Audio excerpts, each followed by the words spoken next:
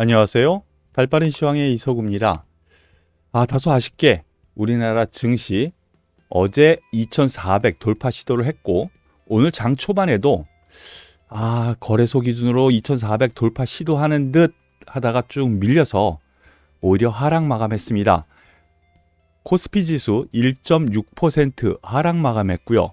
코스닥 지수 역시 하락했는데 상대적으로는 약합니다. 0.87% 하락했어요. 여기에 대해서 왜 그런가 하나씩 또 살펴봐야 되겠죠. 일단 주변 증시에서의 상황이 조금 안 좋았습니다. 미국 증시 하락 마감했어요. 왜 그랬느냐? 간밤에 FOMC 회의가 있었죠. 연준의 파월 의장이 매파적 발언을 했습니다. 내년까지는 금리 인하는 쉽게 이야기하면 꿈도 꾸지 마 이랬거든요. 그런데 또 아래 꼬리도 달았어요. 여기 보시면은 아래 꼬리도 달았어요. 다우산업지수도 그렇고 S&P도 그렇고 나스닥도 그렇고 다 아래 꼬리는 달았거든요.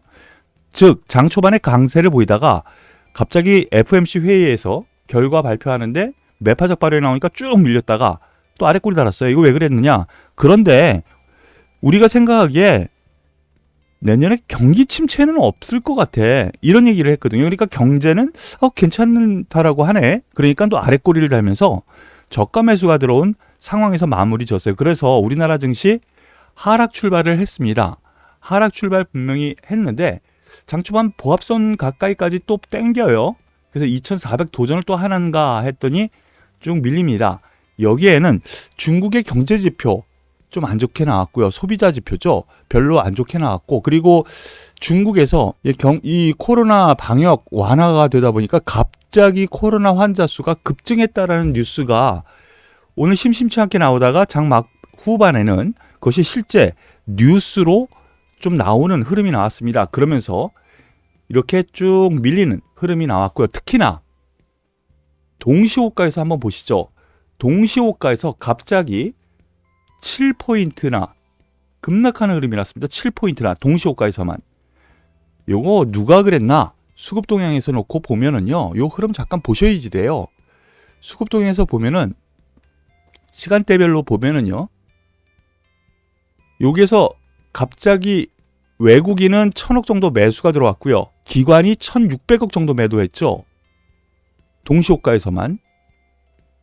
이렇게 놓고 보면은 기관이 1600억을 동시호가에서 매도하면서 여기 동시호가에서만 이렇게 하락을 했구나 라고 생각하시면 돼요. 이게 무슨 만기일 같은 옵션 만기일이나 선물 옵션 동시 만기일 같은 흐름이 오늘 나왔는데요.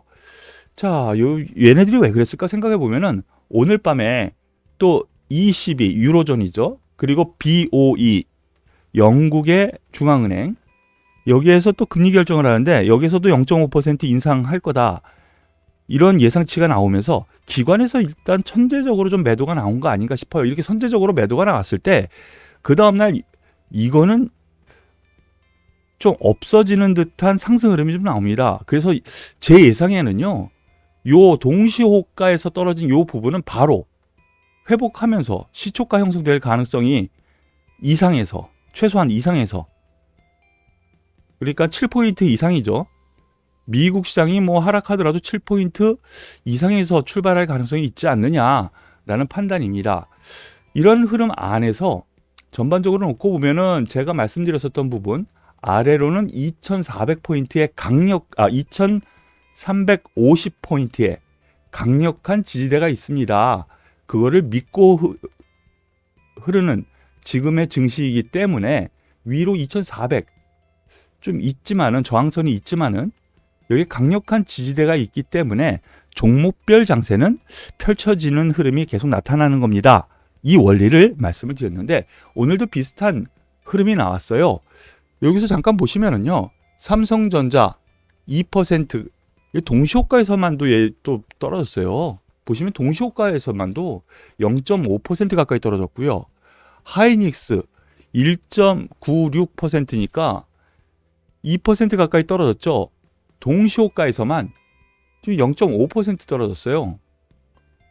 그리고 LG에너지 솔루션 여기에서는 오히려 매수 자리입니다라고 계속 말씀드리고 있는데, 예, 거기 오늘 또 어저께 반등이 들어왔지만 추가 하락을 한 번 더 합니다.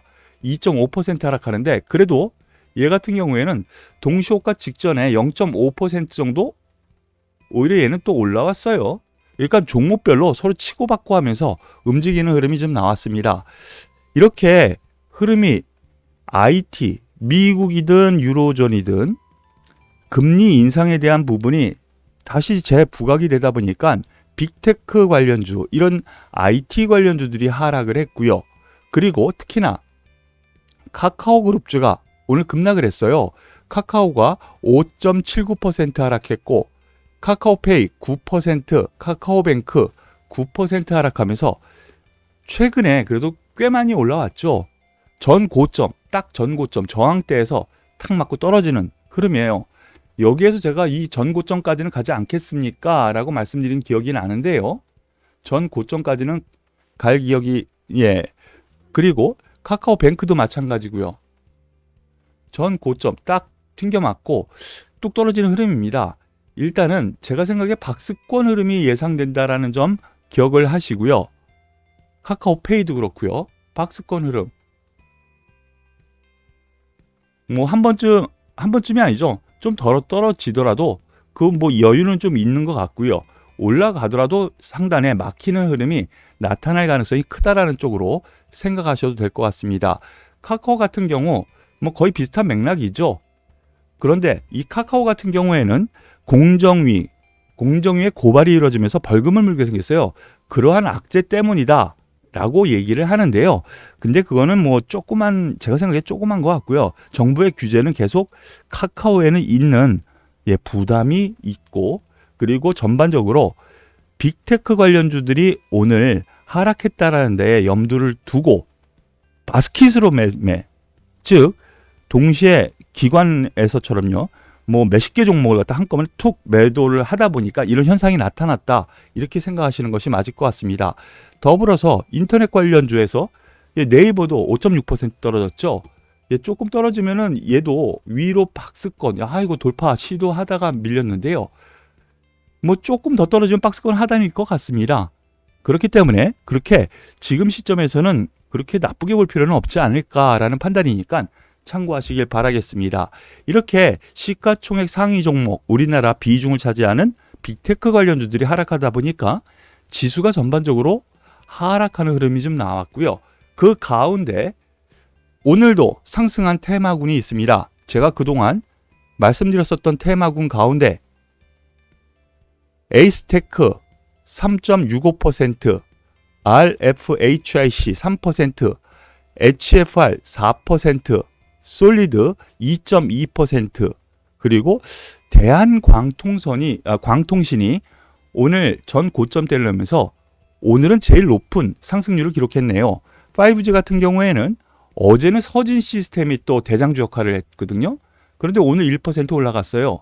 즉 부담을 서로 줄이면서 추세를 계속 대장주가 조금씩 옮겨가면서 올라가는 흐름이에요. 솔리드는 이미 먼저 튀어 올라갔죠. 그렇기 때문에 전반적으로 주도주 흐름 안에서 놓고 보면은 이러한 솔리드, 그리고 그 다음 에이스테크, 이러한 종목군들이 5G 테마 안에서 같이 움직였다라고 보시면 되겠습니다. 5G 테마, 특히 통신 테마 같은 경우에는 통신 장비죠.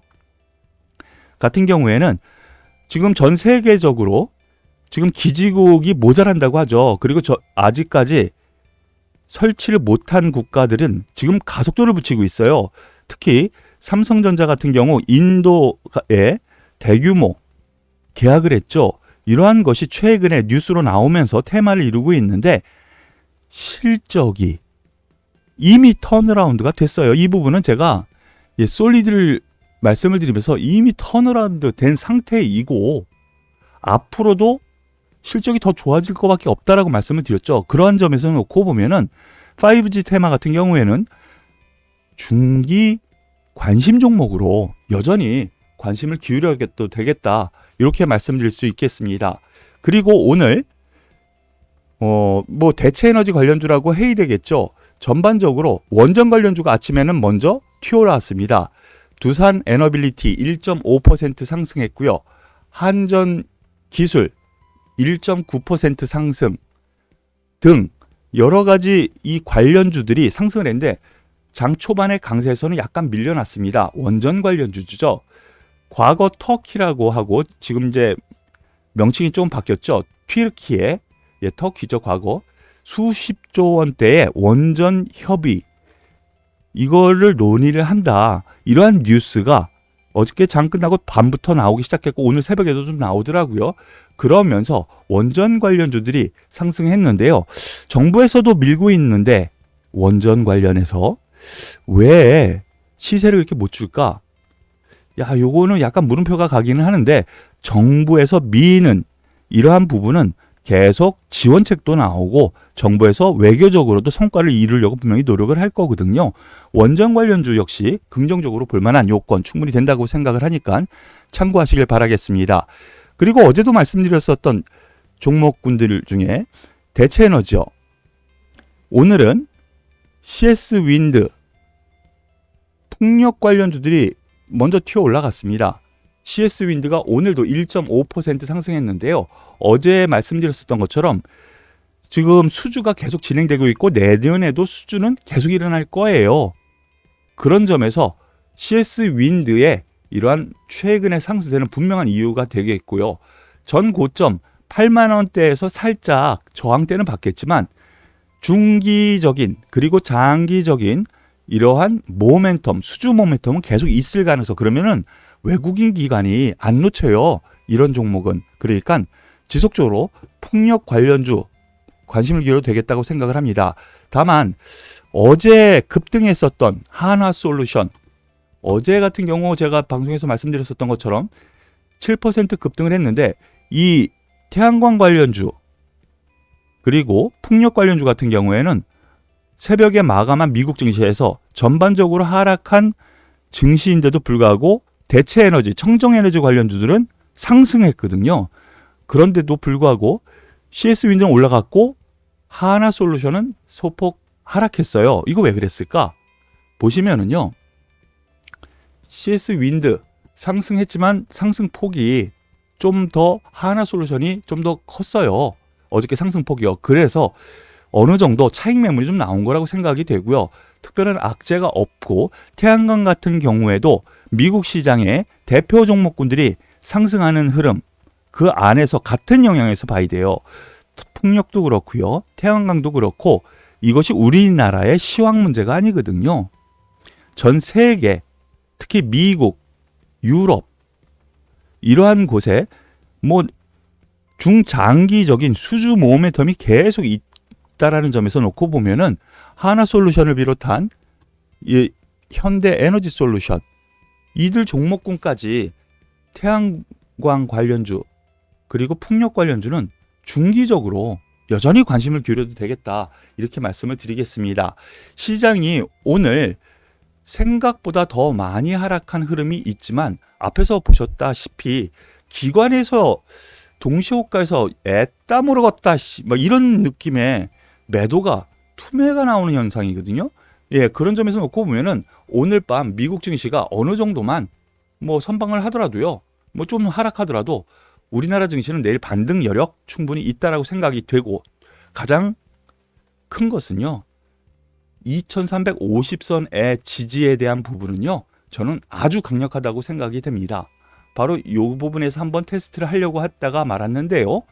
이번에 확실히 테스트한다면은 오히려 저가 매수가 맞거든요. 그렇기 때문에 종목별 장세는 더 이어질 가능성 충분히 있다. 그렇게 생각을 하고 오히려 지금 자리는 지수도 반등 가능성에 염두에 둔 매매가 필요하지 않을까 생각하니까요. 오늘 눈 내리는데요. 너무 걱정 마시고요. 내일장 열리면 또 활짝 웃는 태양이 뜰 겁니다. 그러니까 남은 시간 좋은 시간 되시길 바라겠고요. 오늘도 수고 많으셨어요. 도움이 되셨다면 구독 그리고 좋아요 응원의 댓글까지 꼭 부탁드릴게요. 수고하셨습니다.